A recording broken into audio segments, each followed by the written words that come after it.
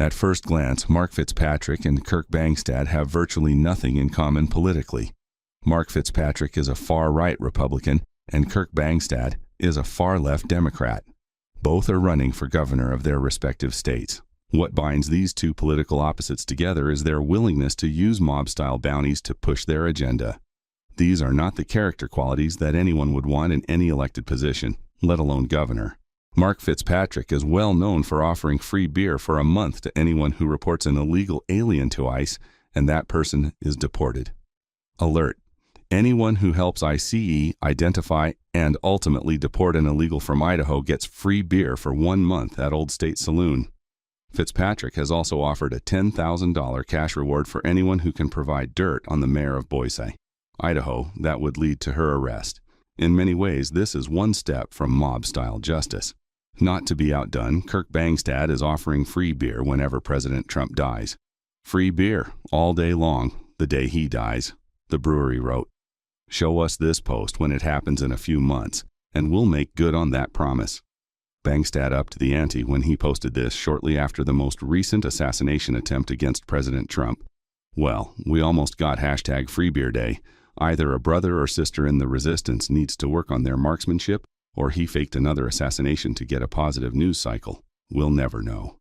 Regardless, we stand at the ready to pour free beer the day it happens. He has also offered buy one, get one free if Rudy Giuliani dies.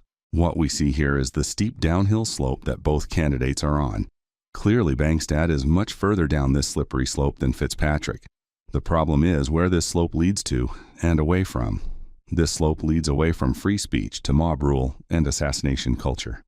In the past, Americans settled their differences in the public square, many times with language that was offensive to some, but we all understood the incredible importance of the freedom of speech.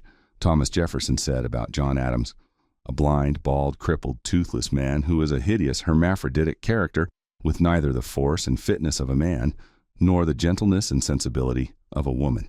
We can draw a direct line away from free speech to assassination culture. First, people descend to speech they don't like should be restricted. The next stop is speech they don't like should be punished. This is the cancel culture that is now practiced by many people online. Further down the slope, we find speech they don't like is violence. Then we get to speech they don't like is violence, and because it is violence, the appropriate response is actual physical violence. From there, we get to assassination culture. This culture states that it is acceptable to murder people that you disagree with. In our opinion, Bangstad, with his free beer for the deaths of politicians, has reached the level of assassination culture. Fitzpatrick is no better and racing down this slope with his bounties on people he doesn't like. As a nation, we need to get back to being free speech absolutists and supporters of the rule of law. Our nation was founded by Christians as a country that supported freedom of speech.